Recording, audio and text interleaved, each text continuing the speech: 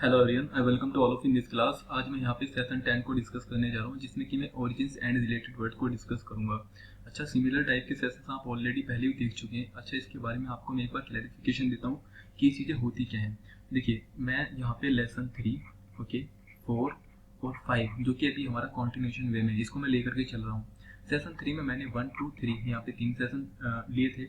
इसके बाद 4 में मैंने यहाँ पे 4 to 6 और यहाँ पे मैं 7 to 10 जो कि सेशन में लेने वाला हूँ। 1 में मैंने यहाँ पे पर्सन और उनकी पर्सनैलिटी को डिस्कस किया था, और उन्हीं वर्ड्स के बेसिस पे और डिफरेंट वर्ड क्या क्या बन सकते हैं वो मैंने 2 और 3 में डिस्कस किया था। सिमिलर वे में मैंने यहाँ पे 4 में डिस्कस किया था। 4 में यहाँ पे मैंने डॉक्टर्स के टाइप को डिस्कस किया था, और यहाँ पे मैं अब सिमिलर चीज़ें यहाँ पे सेशन 8 9 10 में डिस्कस कर रहा हूँ। अच्छा, ओरिजिन्स और रिलेटेड वर्ड होते क्या हैं। सपोज कीजिए हमारे पास कोई एक रूट वर्ड है, ओके, कोई भी एक रूट वर्ड हो सकता है, ओके, उससे कितने वर्ड्स बन सकते हैं सिमिलर वर्ड से, उन सब की स्टडी जो करते हैं हम इन एक्स्ट्रा सेशन में करते हैं, जिनको मैंने नाम दे रखा है origins and the related words. Okay, I hope ये चीज़ें आपको यहाँ तक क्लियर होंगी।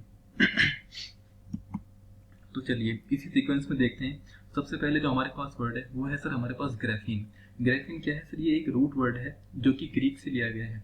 ग्रीक लैंग्वेज का ये रूट वर्ड है जिसका मतलब होता है किसी चीज़ को टू राइट यानी कि लिख देना। ग्राफीन अभी आपको काफ़ी जगह आपको मिलता होगा। फॉर एग्जाम्पल ग्रेफोलॉजिस्ट के अगर मैं बात करता हूँ, देखिए अब यहाँ पे क्या है, इसको हम स्प्लिट कर लेते हैं, डिवाइड कर लेते हैं। ग्रेफोज, ओके, यानी कि किसी चीज़ को लिखना, टू राइट। और लॉजिस्ट क्या होते हैं, आप ध्यान से नोटिस कीजिए, अगर कोई वर्ड मतलब सफिक्स है, ओके, सफिक्स अगर कोई हमें दे रखा है और सफिक्स के लास्ट में आई एस टी या फिर आई सी आई ए एन, ये दो वर्ड अटैच हैं, तो देखिए ये दोनों शो करते हैं किसी स्पेशलिस्ट को, कोई भी पर्सन जो स्पेशलिस्ट होता है या फिर उस पर्टिकुलर फील्ड का कोई एक्सपर्ट होता है। तो ये इन दोनों चीज़ों को डिनोट करते हैं। आई थिंक आपको क्लियर होंगी। ग्राफोलॉजिस्ट क्या होते हैं? ये बेसिकली किसी रिटन डॉक्यूमेंट्स को एनालाइज करते हैं। ओके, कोई भी अगर इनको रिटन डॉक्यूमेंट्स आप दे देते हैं तो ये एनालाइज कर सकते हैं। फॉर एग्जांपल देखा नहीं आपने स्कूल में, एक मॉनिटर होते हैं, वो मैच करते हैं किसकी राइटिंग है, तो वो डेफिनेटली डायरेक्टली और इनडायरेक्ट वे में होते क्या है, वो ग्राफोलॉजिस्ट होते हैं। आप इसको वहां से रिलेट करते हैं। अच्छा, ग्राफोलॉजी क्या होती है? ग्राफ मतलब यहाँ आपको पता है राइट होना, और लॉजी का मतलब होता है एक तरीके की स्टडी या फिर साइंस। ओके, लॉजी ये हम प्रीवियस सेशन में कवर कर चुके हैं, स्टडी या फिर आपका एक तरीका साइंस होता है। ओके, यानी कि एक ऐसा science in which we study about the writing, एक ऐसा साइंस जिसमें हम राइट को स्टडी करते हैं, that is known as the graphology.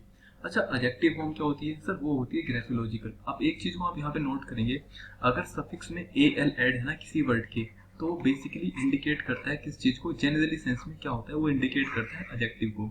Adjective मतलब इसको एडजेक्टिव बोलते हैं, वैसे तो जनरली इसको जो इसका प्रोनाउंसिएशन है वो एडजेक्टिव होता है, लेकिन एडजेक्टिव इसको लोग बोलते हैं। ओके, एडजेक्टिव क्या फॉर्म बन जाती है इसकी? ग्राफोलॉजिकल।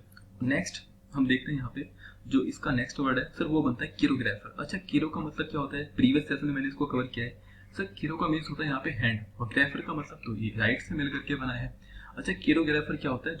जो हैंड रिटन डॉक्यूमेंट को एनालिसिस करते हैं। आप कहोगे सर ग्राफोलॉजिस्ट भी तो यही करते हैं, इसमें क्या डिफरेंट है? देखिए, किरो का मतलब होता है जो ऐसे डॉक्यूमेंट जो हैंड रिटन होते हैं। फॉर एग्जाम्पल आपके सिग्नेचर है, ओके, बैंक में आप जाते हैं तो आपके सिग्नेचर को जो एनालाइज करते हैं सर, उनको बोलते हैं किरोग्राफर। या फिर क्राइम स्पॉट पे जब क्राइम इंसिडेंट वगैरह होते हैं तो वहाँ पे जो क्राइम इन्वेस्टिगेशन एजेंसी होती है वो क्या करती है, एक मतलब यू कैन से एक्सपर्ट को बुलाते हैं जो यही काम करते हैं, किरोग्राफी।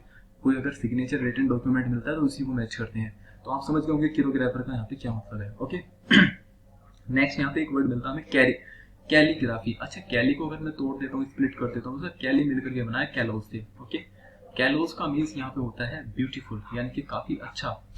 और यहाँ पे ग्राफी का मतलब होता है लिखना, यानी कि अगर आपकी राइटिंग काफी ब्यूटीफुल है, ओके, मेस्मराइजिंग ब्यूटीफुल राइटिंग, आपकी काफी अच्छी राइटिंग है, तो उसको हम बोलते हैं कैलीग्राफी।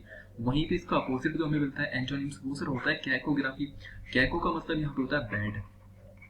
बैड हो सकता है, अगली हो सकता है, ओके, इलिजिबल हो सकता है, जिसको पढ़ा ना जा सके। इस तरह की राइटिंग को हम बोलते हैं कैकोग्राफी। कैलीग्राफी आपने बेसिकली देखो, वो अच्छी अच्छी राइटिंग कौन लिखते हैं? क्या आप लिखते हो, हम लिखते हैं? नहीं लिखते सर। ये होते हैं जब बच्चे छोटे स्कूल में पढ़ते हैं, उनको आप सुलेख वगैरह कराते हैं, या फिर आपने देखा होगा छोटे छोटे बच्चों को ऐसे हाथ पकड़ के उनसे लिखवाते हैं। क्यों लिखवाते हैं?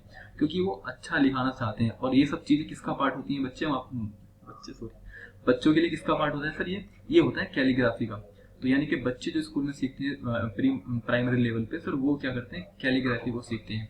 कैकोग्राफी का मतलब आपको पता है बैड और अगली एलिजिबल राइटिंग। अब देखा होगा कभी कभी जब हमारे ऊपर वर्क प्रेशर होता है तो हम किस तरह की राइटिंग लिखते हैं, डेफिनेटली कैकोग्राफी लिखते हैं, बहुत उल्टा सीधा जल्दी जल्दी में, बस ये कि जिससे कि टारगेट अचीव हो जाए। अच्छा, इसी से वर्ड एक मिल करके बना है, मैंने यहाँ पे नोट डाउन नहीं किया, उसको बता देता हूँ, जिसको हम बोलते हैं कैलीपाइजीन। ओके, कैलीपाइजीन। अच्छा, कैलीपाइजीन क्या होता है? देखिए, कैली का मतलब ब्यूटीफुल है ना, अच्छा होता है, और पाइजीन का मतलब होता है एक तरीके का बटक। अब कुछ पर्सन ऐसे होते हैं जिनके बटक जो है काफी ब्यूटीफुल मतलब पजेसिव रखते हैं, उसको हम बोलते हैं कैलीपाइजीन।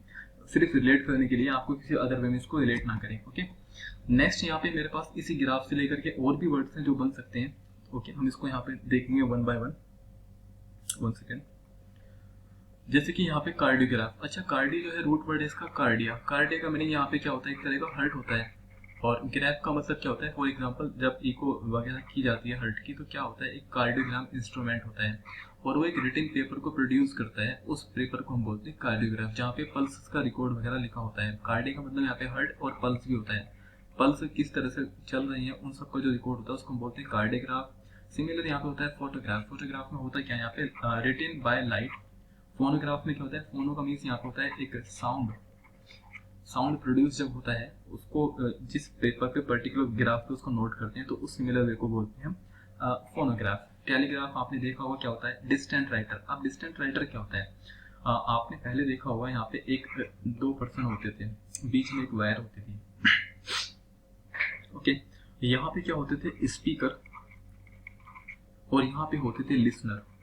ओके, यहाँ से इन्होंने कोई साउंड को यहाँ पे मतलब इनपुट किया है, और यहाँ पे आउटपुट होता था, तो इस रिकॉर्ड को जो मतलब रिकॉर्ड करते थे, उस प्रोसेस को हम बोलते हैं टेलीग्राफ। टेली का मतलब होता है यहाँ पे डिस्टेंस, डिस्टेंस। नेक्स्ट वर्ड हमारे पास यहाँ पे बायोग्राफी। बायोग्राफी का मतलब यहाँ पे क्या होता है? देखिए, बायो का मतलब होता है यहाँ पे लाइफ, और ग्राफी का मतलब तो आपको पता है रिटिन, यानी कि अगर कोई लाइफ रिटन डॉक्यूमेंट है तो हम उसको बोलते हैं बायोग्राफी।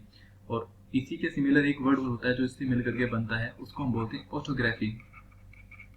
ऑटो जो है इसका मीनिंग होता है सेल्फ, और ग्राफी का मतलब रिटन, यानी कि कुछ ऐसी डॉक्यूमेंट्स होती हैं जो सेल्फ लिखे जाते हैं, उनको हम बोलते हैं ऑटोग्राफी।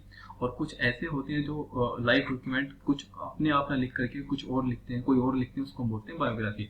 जैसे ऑटोग्राफी का एक बढ़िया एग्जाम्पल जो मुझे लगता है वो है my experiment, my experiment with truth, with truth. तो इसको हम क्या बोलते हैं? ये एम के गांधी जी की, महात्मा गांधी जी की एक ऑटोबायोग्राफी है। टाइम मिलता आप इसको पढ़ें। तो ये क्या है? एक ऑटोग्राफी का एग्जांपल है। आई होप चीजें यहाँ पे आपको क्लियर होंगी। नेक्स्ट मेरे पास एक रूट वर्ड है जिसको हम बोलते हैं जीरेस। ओके, जीरेस का मतलब यहाँ पे क्या होता है? Old age. ओके, अब होता क्या है कि ओल्ड एज में जो स्पेशलिस्ट डॉक्टर होते हैं उनको हम बोलते हैं जीरियाट्रिशियन। ये क्या करते हैं? मेडिकल केयर करते हैं इसकी एल्डरली पीपल की। अब जैसे जैसे पीपल एल्डर होते जाते हैं, ओल्ड एज में जाते हैं, तो उनको मेडिकल केयर की जरूरत होती है, प्लस साथ में एक मेंटल केयर की भी जरूरत होती है, तो उसको हम बोलते हैं जीरियाट्रिशियन। जीरियाट्रिशियन देखिए आईसीएन लगाना है, यानी कि किसी एक्सपर्ट को शो करता है। कौन से एक्सपर्ट? ऐसे एक्सपर्ट जो जीरियाट्रिक्स में एक्सपर्ट होते हैं। स्पेशलिटी क्या होती है इनकी? जीरोंटोलॉजी होती है। और एडजेक्टिव फॉर्म अगेन मैंने आपको पहले बता रखा है, एल अगर सफिक्स यहाँ पे ऐड है तो वो एडजेक्टिव फॉर्म को डिनोट करता है। नेक्स्ट मेरे पास यहाँ पे एक लैटिन वर्ड है जो कि है सिनेक्स। सिनेक्स का मतलब होता है कोई चीज ओल्ड हो जाना। अब इस पे रिलेटेड वर्ड में देखता हूँ। पहला वर्ड हमारे पास है यहाँ पे सिनाइल। अब सिनाइल क्या होती है? एक ऐसी सिचुएशन हो जाती है showing sign of the physical और mental deterioration that generally marks very old age. अब काफी ओल्ड एज में आकर के होता क्या है? अब देखिए, अभी आप यंग एज में, फॉर एग्जांपल 22 है, आपका 20 से 22 का होगा, ओके, लेकिन जरूरी नहीं ये ओल्ड एज में जाकर के भी इतने का रहे। तो यानी कि फिजिकल जो है ना, फिजिकल मेंटेनेंस वो कहीं ना कहीं डिट्रियोट हो जाती है, खराब हो जाती है। डिट्रियोशन का मतलब होता है खराब हो जाना।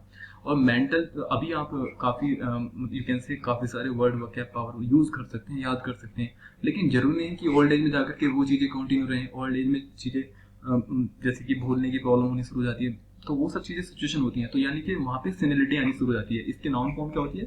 सिनेलिटी होती है। आई थिंक ये चीज आपको यहाँ पे काफी अच्छे से क्लियर होगी। यानी कि बिहेवियर कहीं ना कहीं एक बच्चे जैसा हो जाता है ओल्ड एज में जाकर के, तो उस सिचुएशन को हम बोलते हैं सिनेलिटी। अच्छा, सिंसिसेंट से मिलकर के हमारे पास काफी कुछ वर्ड हैं जो मैं आपको यहाँ पे बताना चाहता हूँ। देखिए, सिंसिसेंट। अब आप इस चीज को नोट कीजिए, अगर सफिक्स CENT है तो इसका मतलब होता है कोई चीज एजिंग हो रही है, ओल्ड हो रही है, या फिर ग्रोइंग ओल्ड। यानी कि आज इस फेज में, मान लो सपोज कीजिए हम ह्यूमन की बात करते हैं, तो पहले इन्फेंट होता है, फिर वो चाइल्ड होता है, फिर वहाँ पे वो एडोलेसेंट होता है 18 साल की एज तक, ओके, उसके बाद वो यंग होते हैं, और उसके बाद फिर वो ओल्ड एज में चले जाते हैं। तो ये एक तरह का लाइफ का साइकिल होता है। तो यहाँ पे CENT का मतलब होता है कोई चीज ग्रो कर रही है, काफी ओल्ड कर रही है। फॉर एग्जाम्पल एडोलेसेंट की अगर मैं बात करता हूँ तो सर एडोलेसेंट का मतलब होता है ग्रोइंग इनटू एन अडल्ट, यानी कि अभी 18 साल तक एक लड़का है, उसके बाद फिर वो अडल्ट बनने वाला है, तो उसको हम बोलते हैं एडोलेसेंट। कॉन्वेलेसेंट का मतलब क्या होता है, देखिए हेल्दी हो जाना, कब होना, आफ्टर इलनेस। कभी मान लो किसी को कोई प्रॉब्लम हो रखी है, फॉर एग्जाम्पल कोई किसी मतलब डिजीज से सफर कर रहा है, वो जब उसको ठीक होते हैं, लास्ट में उस फेज में वो जाते हैं, तो उसको हम बोलते हैं कॉन्वेलेसेंट। ऑब्लिसेंट का मतलब यहाँ पे क्या होता है, बिकमिंग ऑब्सोलीट। ऑब्सोलीट का मतलब होता है कोई चीज पुरानी हो जाना, यानी कि नो लॉन्गर प्रोड्यूस्ड और used out of the date, यानी कि कोई भी चीज है जिसको काफी टाइम से यूज नहीं किया गया है, प्रोड्यूस नहीं किया गया है, तो वो चीज क्या हो गई है, आउट ऑफ द डेट हो गई है। इस सिचुएशन को हम यहाँ पे बोलते हैं ऑब्सोलेसेंट। ओके, यहाँ पे सीनियर का मतलब क्या होता है, ओल्डर होता है। और आप एक चीज को नोट करेंगे, अगर सफिक्स आपको मिलता है ENC या फिर ITY, तो डेफिनेटली जनरल केस में होता क्या है कि एक नाउन को रिप्रेजेंट करते हैं, यानी कि अगर आपको किसी वर्ड को नाउन बनाना है तो आप उसमें क्या करेंगे, ITY ऐड कर सकते हैं लास्ट में, सफिक्स का मतलब होता है लास्ट में ऐड करना, और ENC को ऐड कर सकते हैं। सीनेट का मतलब क्या होता है, एक काउंसिल होती है ओल्डर पीपल की, और जो वाइस सिटीजन होते हैं कंट्री के, उनकी मीटिंग को हम बोलते हैं एक तरह का सीनेट। जैसे कि आपने यूएसए में देखा होगा, यूनाइटेड स्टेट्स ऑफ अमेरिका, यहाँ पे क्या होता है, एक काउंसिल होती है किसकी, एल्डर पीपल की। सिमिलर यहाँ भी होती है इंडिया में, लेकिन इंडिया में उसको राज्यसभा लोकसभा में बोलते हैं। ठीक है, आई थिंक ये चीज आपको यहाँ तक क्लियर होंगी।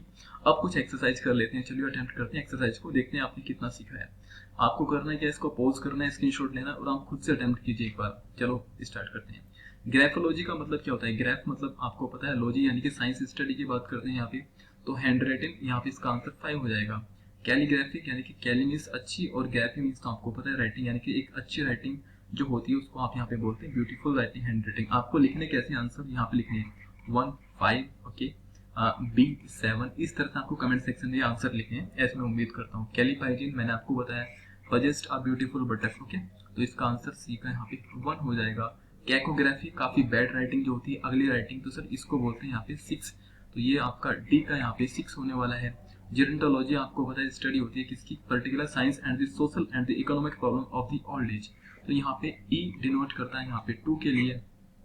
इस तरह से आप इसको कर सकते हैं। फॉर एग्जाम्पल यहाँ पे सीनिलिटी, सीनिलिटी का मतलब होता है एक करके डिट्यूटेड ओल्ड एज कंडीशन, यानी कि यहाँ पे F का यहाँ पे 6 हो जाएगा। ओल्ड एज में जो कंडीशन होती है, जब चीजें बहुत ज्यादा डिट्यूरेट हो जाती हैं, तो उसको हम बोलते हैं सीनिलिटी। सेंसिटेंस का मतलब यहाँ पे CENC, यानी कि कोई चीज ग्रोविंग ओल्ड ओल्ड हो रखी है, तो इसका सर G का यहाँ पे बन जाएगा 3, तो G का यहाँ पे 3। इस तरह से आपको आंसर लिखने हैं कमेंट सेक्शन में, यानी कि conditions of ageing and the growing, okay. और अगर चीज़ें आपको अच्छी लगती हैं तो आप देख सकते हैं, करना क्या, आप यहाँ पे इसको लाइक कर सकते हैं, do share with your friends, Twitter, Facebook, WhatsApp, जो भी आपके पास है। ऐसा नहीं है कि इंस्टाग्राम नहीं है तो इंस्टाग्राम इंस्टॉल करें, जो भी आपके पास अवेलेबल है। ओके, सब्सक्राइब कर सकते हैं, आपको कैसे कर सकते हैं यहाँ देख सकते हैं। इनकेस अगर आपको PDF चाहिए इस पर्टिकुलर सेशन की, आपको लगता है कि PDF रिवीजन पर्पज के लिए चाहिए, तो आप टेलीग्राम ओपन करेंगे और यहाँ पे सर्च करेंगे, जो कि सर्च बार में दिखा रखा है SR की तरह एजुकेशनल, और वहाँ से आप PDF को डाउनलोड कर सकते हैं। कोई भी आपका सजेशन है जो आप देना चाहते हैं, या आगे आप क्या चाहते हैं, किस पर्टिकुलर सब्जेक्ट पे या किसी पर्टिकुलर टॉपिक पे लेक्चर चाहते हैं, तो कमेंट सेक्शन में आप लिख सकते हैं। कमेंट सेक्शन खुला है। Thank you so much.